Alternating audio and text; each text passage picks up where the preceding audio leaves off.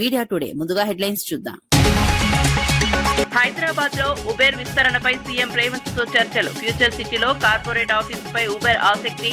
Multilevel పార్కింగ్లపై Uber కు CM సూచనలు. Uber విస్తరణకు పూర్తి సహకారం ఇస్తామన్న సీఎం.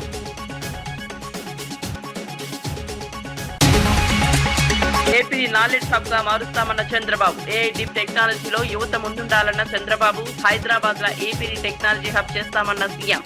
నాలెడ్జ్ ఎకానమీకి బలమైన పునాది వేస్తామన్న బాబు.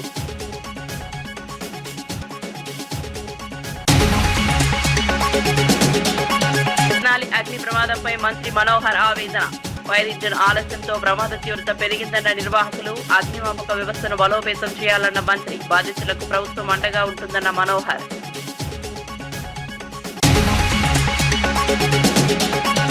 ఇచ్చిన మాట నిలబెట్టుకున్న పవన్ కళ్యాణ్. పెదపాడులో కొత్త పాఠశాల భవనం అందుబాటులోకి. అడవి తల్లి బాట హామీని అమలు చేసిన పవన్. విద్యార్థులకు మెరుగైన వసతులే లక్ష్యమన్న పవన్.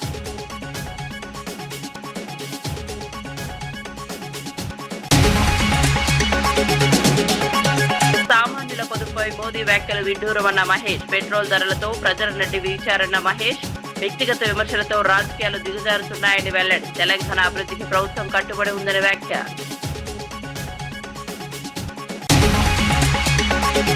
ఇక వార్త వివరాల్లోకి వెళ్తే, ముఖ్యమంత్రి రేవంత్ రెడ్డితో ఉబేర్ సంస్థ సీఈఓ దారా కోగ్రోషాహి జూబ్లీహిల్స్ నివాసంలో భేటీ అయ్యారు. సమావేశంలో Uber chief business officer Madhu Kannan, Uber India president Prabhjit Singh, chief technology officer Praveen నిప్పల్లినాగా పాల్గొన్నారు.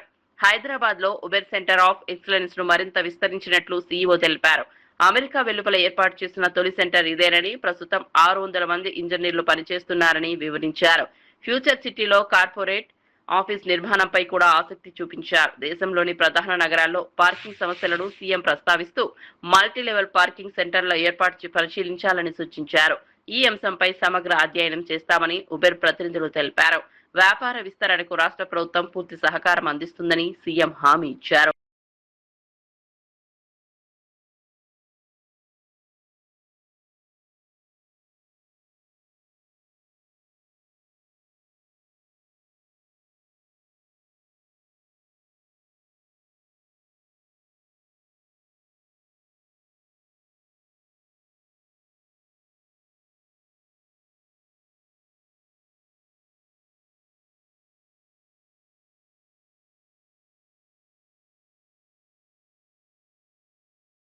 ఆంధ్రప్రదేశ్ ను భవిష్యత్తులో ప్రపంచ స్థాయి నాలెడ్జ్ హబ్ గా తీర్చిదిద్దడమే లక్ష్యమని సీఎం చంద్రబాబు నాయుడు అన్నారు.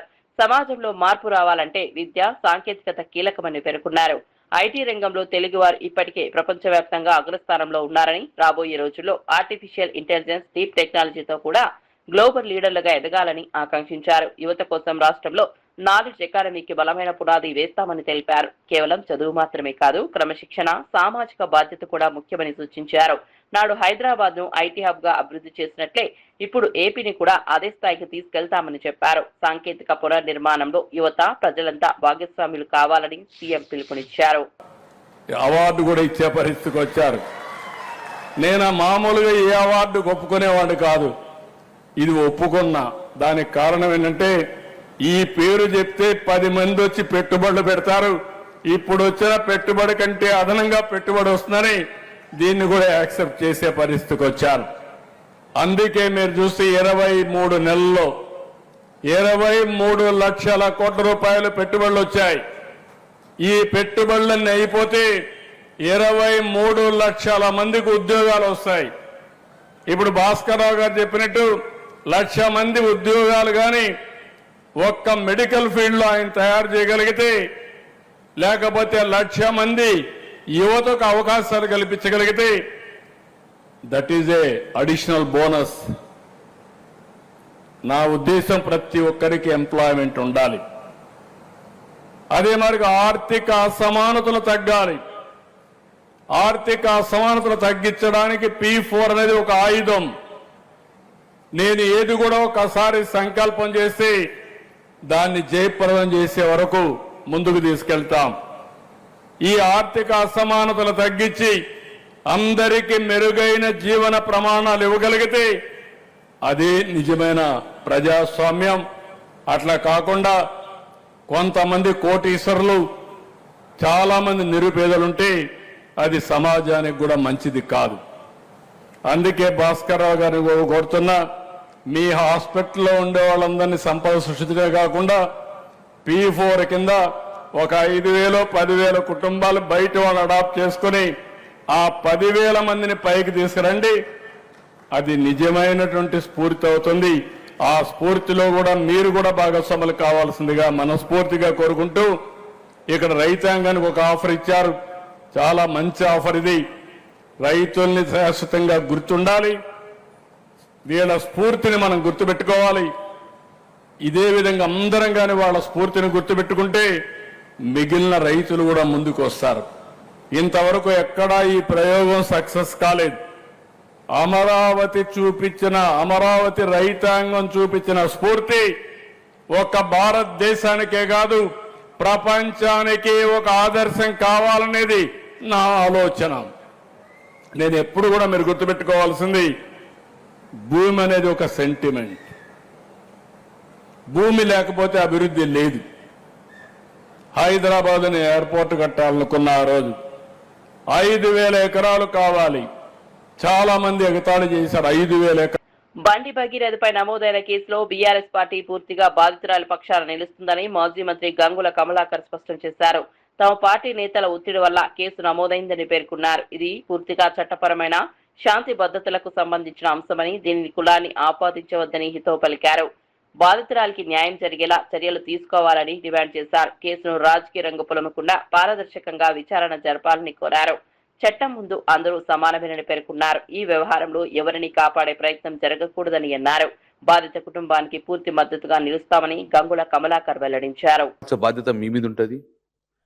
సో ఈ కేసుకు పూర్తిగా సహకరించి నిన్న మీరు ఇచ్చిన స్టేట్మెంట్ కరీంనగర్లో నా కొడుకైనా పర్లేదు ఎవరైనా కానీ తప్పు చేసి శిక్షిస్తున్నారు, దాన్ని సాగసిస్తూ ఇప్పటికైనా చట్టానికి మీరు సహకరించమని కోరుతూ నిన్న కూడా ఒక వ్యాఖ్యలు చేశారు. ఇందులో ఎవరెవరైతే కుట్ర పన్నారో వారందరూ కూడా అంతు చూస్తా అని ఒక బెదిరింపు ధోరణిలో మీరు చెప్పడం అనేది దాన్ని పూర్తిగా ఖండిస్తున్నాము. ఇలాంటి మానుకోండి. ఎవరిని బెదిరిస్తుండ్రు, ఎవరంతు చూస్తారు? ఆ బాధితురాలను అంతం చేస్తారా? లేకుంటే ఎవరు మాట్లాడిన రాష్ట్రంలో ఎవరు మాట్లాడినా కూడా అంతం చేసే దిశగా ఈ మాటలు ఒక హోమ్ మినిస్టర్ స్థాయిలో ఇది మీకు మంచిది కాదు. కాబట్టి దీన్ని పూర్తిగా సంపూర్ణంగా మేము ఖండిస్తూ ఇప్పటికైనా మీరు నేను చట్టానికి సహకరిస్తా అని చెప్పారు. చట్టానికి సహకరించండి. ఎవరు దోషాడు వారికి శిక్ష పడే చేస్తాను. కాబట్టి డెఫినెట్గా పోలీసుకు చట్టానికి సంపూర్ణంగా మీరు సహకరించాలని చెప్పేసి మా ఎంపీగా మా రాష్ట్రం యొక్క కేంద్ర మంత్రిగా మీ అందరు కూడా చెప్పడం జరుగుతుంది. ఇప్పటికైనా బీజేపీ పార్టీ పక్షాన కానీ ఇంకెవరైనా కానీ ఇది ఏదో పార్టీలకు సంబంధించిన అంశమని బీఆర్ఎస్ పార్టీ ఒకటే మమ్మల్ని ఇబ్బంది పెడుతున్న దోషి కాదు. ఇది ప్రజా సమస్య. తెలంగాణ ప్రజలందరూ కోరుకొని గొంతెత్తి మాట్లాడిన అంశాన్ని బీఆర్ఎస్ పార్టీ ముందుకు తీసుకెళ్ళింది. ఏ పార్టీ తీసుకెళ్తుందా ఎవరు మాట్లాడతాం ఇట్లే కాదు.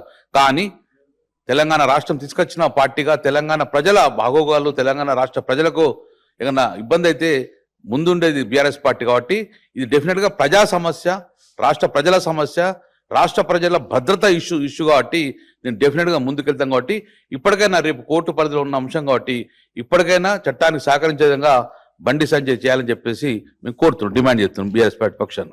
అమెరికా అధ్యక్షుడు డొనాల్డ్ ట్రంప్ కీలక సదస్సు కోసం చైనా రాజధాని బీజింగ్ చేరుకున్నారు. ఈ పర్యటనలో ప్రముఖ పారిశ్రామికవేత్త ఎలాన్ మస్క్, ఎరిక్ ట్రంప్, లారా ట్రంప్ కూడా పాల్గొన్నారు. బీజింగ్ క్లాపికల్ ఇంటర్నేషనల్ ఎయిర్పోర్ట్ లో చైనా ప్రభుత్వం ఘన స్వాగతం పలికింది. అధ్యక్షుడు జిన్పింగ్ తో ట్రంప్ జరిపే సమావేశంలో వాణిజ్యం, సాంకేతికత, అంతర్జాతీయ భద్రత వంటి కీలక అంశాలపై చర్చలు జరగనున్నాయి. ప్రపంచ ఆర్థిక పరిస్థితులు, ద్వైపాక్షిక సంబంధాలపై కూడా ఈ భేటీలో చర్చించే అవకాశం ఉందని విశ్లేషకులు భావిస్తున్నారు. ట్రంప్ పర్యటనకు ప్రపంచవ్యాప్తంగా ప్రాధాన్యత ఏర్పడింది.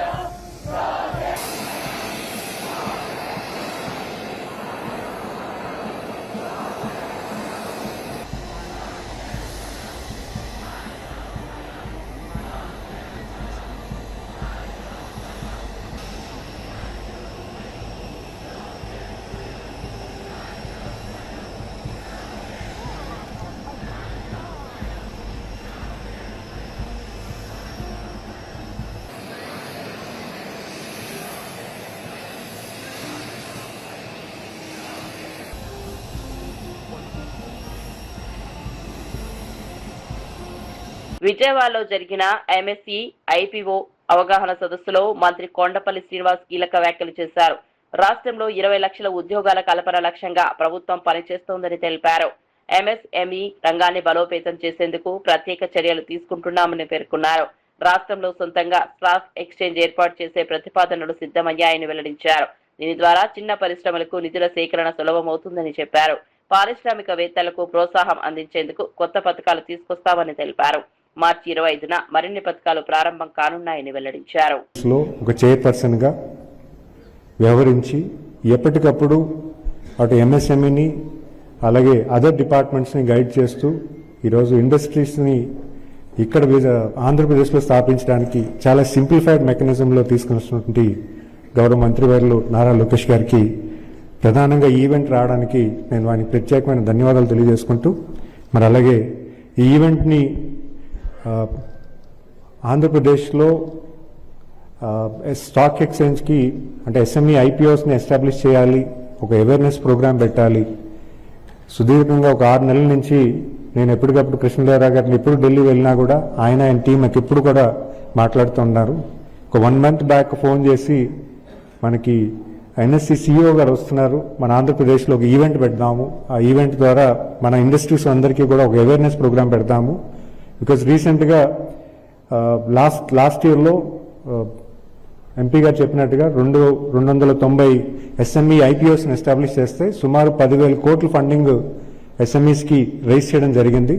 కానీ మన ఆంధ్రప్రదేశ్ నుంచి చాలా లిమిటెడ్గా ఉంది. But average investment in stock exchange చాలా మంది ఇన్వెస్ట్ చేస్తున్నారు, కానీ మన ఆంధ్రప్రదేశ్ ఆంటర్ప్రినర్స్ ఎస్ఎంఈ యూనిట్స్ ఎవరైతే ఉన్నారో దాని అడ్వాంటేజ్ తీసుకోవట్లేదు. సో ఖచ్చితంగా ఇది పబ్లిక్ తెలియజేయాలని ఆయన సుదీర్ఘ ప్రయాణంలో నాకు ఇచ్చినటువంటి సలహా మేరకు ఈవెంట్ పెట్టినందుకు మరి లావు కృష్ణదేవరాయలకు ప్రత్యేకంగా ధన్యవాదాలు తెలియజేసుకుంటూ మరి అలాగే ఒక క్లస్టర్ తీసుకొచ్చి ఒక లార్జ్ ఇండస్ట్రీ తీసుకొచ్చి ఆ లార్జ్ ఇండస్ట్రీస్ అసోసియేటెడ్ గా స్మాల్ ఇండస్ట్రీస్ కూడా పెట్టడం జరుగుతుంది. అంటే ఆ స్మాల్ ఇండస్ట్రీస్ కూడా ఇదే ఎంఎస్ఎంఈ పార్క్స్ లో క్లస్టర్ అప్రోచ్ లో తీసుకువెళ్లి అక్కడ కామన్ ఫెసిలిటీస్ డెవలప్ చేస్తే అక్కడ ఉన్నటువంటి ఇండస్ట్రీస్ ప్రోడక్ట్ మ్యానుఫ్యాక్చరింగ్ కాస్ట్ కూడా రెడ్యూస్ అవుతుంది. ప్రపంచ స్థాయిలో లో కాస్ట్ ఆఫ్ మ్యానుఫ్యాక్చరింగ్ వెళ్తారన్న ఒక ఆలోచనతో ఈరోజు గౌరవ ముఖ్యమంత్రి గారు దాన్ని కార్యరూపం చేస్తున్నారు. అంటే ఇదే హోలిస్టిక్ అప్రోచ్ లో మన రాష్ట్రానికి ఎంఎస్ఎంఈ ఇండస్ట్రీని గ్రోత్ చేయాలంటే ఏం చేయాలన్న దాని మీద ప్రధానంగా ఒక 2 years కాల పరిమితుల్లో అనేక విషయాలు చేయడం జరిగింది. మీరు చూసుకుంటే పాలసీస్ కూడా సుమారు 24-25 పాలసీస్ సెక్టర్ ఓరియంటెడ్ పాలసీస్ కూడా ఇవ్వడం జరిగింది. చాలా విధి విధానాలు అంటే ఇక్కడ సర్క్యులర్ ఎకానమీ అవ్వచ్చు, అలాగే మీరు చూసుకుంటే ఈవీ మ్యానుఫ్యాక్చరింగ్ అవ్వచ్చు, ఈవీ ఛార్జింగ్ స్టేషన్స్ అవ్వచ్చు, అలాగే గ్రీన్ ఎనర్జీ దాని మీద అవ్వచ్చు, ఇవన్నీ కూడా పాలసీస్ డిఫైన్ చేసి స్పెసిఫిక్ టు ఇండస్ట్రీ కూడా తీసుకురావడం జరుగుతుంది. మరి అంతేకాకుండా APC Andhra Pradesh CDP program cluster development program లో కూడా సుమారు 300 కోట్లు ఇచ్చి ఎవరైతే క్లస్టర్ కామన్ ఫెసిలిటీ సెంటర్స్ పెడతారో వాళ్ళకు కూడా ఒక 10 crores వరకు ప్రాజెక్టు 90% గ్రాంట్ కింద కూడా ఇవ్వడం కూడా జరుగుతుంది. అది కూడా రేపు 25th March కూడా అది కూడా లాంచ్ చేయడం జరుగుతుంది.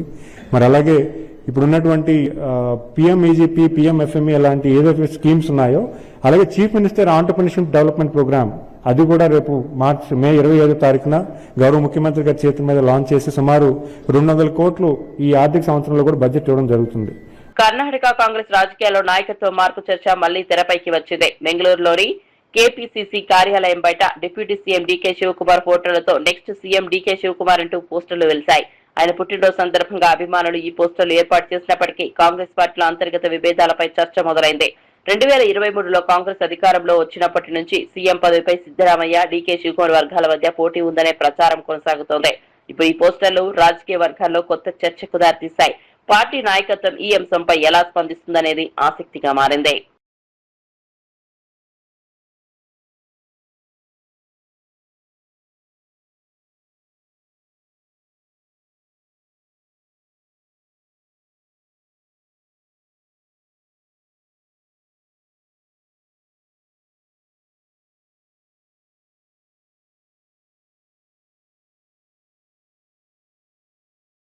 నల్గొండ జిల్లా మిర్యాలగూడలో ధాన్యం కొనుగోలు ప్రక్రియపై కలెక్టర్ చంద్రశేఖర్, ఎస్పీ శరత్ చంద్ర ఆకస్మిక తనిఖీలు నిర్వహించారు. ప్రభుత్వ ధాన్యం లారీల అన్లోడింగ్ తీవ్ర జాప్యం జరుగుతుండటంపై అధికారులు ఆగ్రహం వ్యక్తం చేశారు. ప్రైవేట్ ధాన్యానికి ప్రాధాన్యమిస్తూ ప్రభుత్వ ధాన్యాన్ని గంటల తరబడి నిలిపివేస్తున్నారని గుర్తించారు. మిల్లర్ల నిర్లక్ష్యంపై కలెక్టర్ తీవ్ర హెచ్చరికలు జారీ చేశారు. కొనుగోలు నిబంధనలు ఉల్లంఘించిన వారిపై కఠిన చర్యలు తీసుకుంటామని స్పష్టం చేశారు. ప్రభుత్వ ధాన్యం వెంటనే అన్లోడ్ చేసేలా చర్యలు తీసుకోవాలని అధికారులకు ఆదేశించారు. రైతులు ఇబ్బందులు పడకుండా కొనుగోలు ప్రక్రియను వేగవంతం చేయాలని సూచించారు. ఇక్కడ మొత్తం అంతా అన్లోడింగ్ అనేది వితిన్ 12 hours మించకుండా అన్లోడింగ్ చేసి తిరిగి సెంటర్స్కి వెళ్లే విధంగా ఒక ప్లాన్ ఆఫ్ యాక్షన్ అనేది రూపొందించడం జరుగుతుంది. రైతులందరూ కూడా ఎవరు కూడా మనకు కొనుగోలు జరగట్లేదని చెప్పేసి బాధపడాల్సిన అవసరం లేదు. కొనుగోలు వేగవంతం చేయడానికి ప్రభుత్వం కూడా అన్ని రకాల ఆదేశాలు జారీ. తెనాలిలో సూర్య వర్క్ షాప్ లో జరిగిన అగ్ని ప్రమాదం బాధాకరమని మంత్రి నాదెండ్ల మనోహర్ అన్నారు. ఘటనా స్థలాన్ని సందర్శించిన ఆయన ప్రమాదానికి గల కారణాలపై ఆరా తీశారు. ఫైర్ ఇంజిన్ సమయానికి రాకపోవడం వల్లే ప్రమాద తీవ్రత పెరిగిందని నిర్వాహకులు కాటూరి వెంకటేశ్వరరావు, రవిచంద్ర వివరించారు. అత్యవసర సేవల స్పందనపై ఇప్పుడు ప్రశ్నలు తలెత్తుతున్నాయి.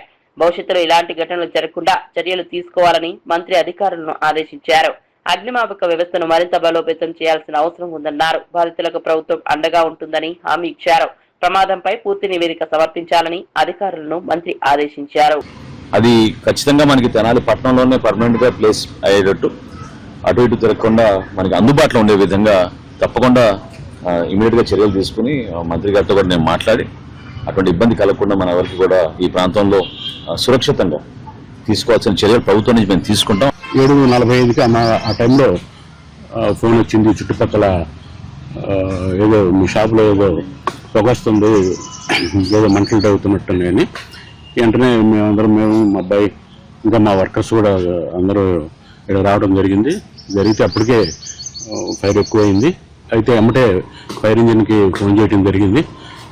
ఇది కనుక సకాలంలో వచ్చుంటే మాకింత నష్టం జరిగేది కాదు. ఎందుకంటే 8 గంటలకి మేము ఫైర్ ఇంజిన్ ఫోన్ చేస్తే 9:30కి వచ్చింది. మరి 1.5 అవర్ జరిగింది కాబట్టి దాదాపు జరగాల్సిన నష్టం అంతా జరిగిపోయింది. ఇప్పుడు ఫైర్ ఇంజిన్లోనే మాకు ఎక్కువగా కనిపించింది. దాదాపు 30 లక్షల రూపాయల పైన తెలుగు నష్టం వాటిల్ని అనుకుంటున్నాం.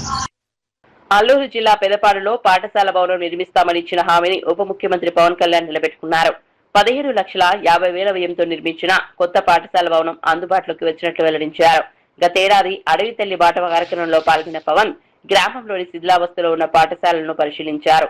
అప్పట్లో ఉపాధ్యాయుడు రంగయ్య కొత్త భవనం అవసరాన్ని వివరించగా సభా వేదికపైనే నిర్మిస్తామని హామీ ఇచ్చారు.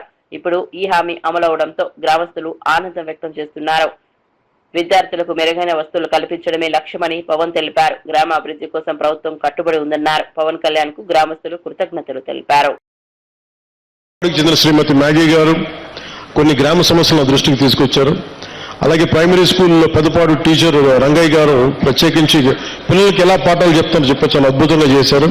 అలాగే వర్షాలు పడుతున్న సమయంలో మాకు స్కూల్కి నీళ్లు గారిపోతున్నారని వెంటనే అతి సమీపంలోనే అంటే వెంటనే 12 పనులు అడిగారు. 12 పనులని మంజూరు చేశాం. రొయ్యల ఫీడ్ ధరలను ఏకపక్షంగా పెంచడంపై మంత్రి అచ్చెన్నాయుడు ఆగ్రహం వ్యక్తం చేయడంతో ఫీడ్ తయారీ సంస్థలు వెనక్కు తగ్గాయి.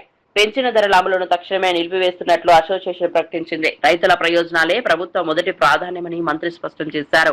ఈ నెల 15న రైతులు, అధికారులు, ఫీడ్ సంస్థలతో ఉమ్మడి సమావేశం నిర్వహించి తుది నిర్ణయం తీసుకోనున్నట్లు తెలిపారు. ధరల పెంపుతో ఆక్వా రైతులు తీవ్ర ఇబ్బందులు ఎదుర్కొంటున్నారని పేర్కొన్నారు. రైతులపై అదనపు భారం పడకుండా ప్రభుత్వం చర్యలు తీసుకుంటోందన్నారు. ఫీడ్ కంపెనీలు కూడా రైతుల పరిస్థితిని అర్థం చేసుకోవాలని సూచించారు. రాష్ట్రంలో ఆక్వా రంగ అభివృద్ధికి ప్రభుత్వం కట్టుబడి ఉందని మంత్రి తెలిపారు.